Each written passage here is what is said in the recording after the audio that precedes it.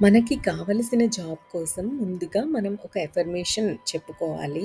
ఆ తర్వాత visualisation start చేయాలి. ఎలా చేయొచ్చు అంటే మనకి గవర్నమెంట్ జాబ్ అనుకోండి. గవర్నమెంట్ జాబ్ వచ్చింది.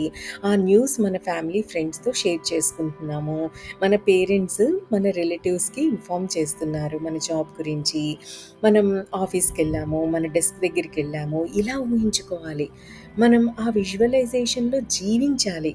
మన పేరెంట్స్ ఎంత హ్యాపీగా ఉన్నారు అని, మన ఫ్రెండ్స్, రిలేటివ్స్ అందరూ మనల్ని ఎలా విష్ చేస్తున్నారు అని, ఫోన్‌లో మన పేరెంట్స్ ఎంత హ్యాపీగా మాట్లాడుతున్నారు, హ్మ్, మనల్ని ఎంత హ్యాపీగా చూసుకుంటున్నారు, మనం వాళ్ళ హ్యాపీనెస్ చూసి ఎలా ఫీల్ అవుతున్నామో, మన హ్యాపీనెస్ ఎలా డబుల్ అవుతుంది, ఇవన్నీ మన ఊహలో ఉండాలి.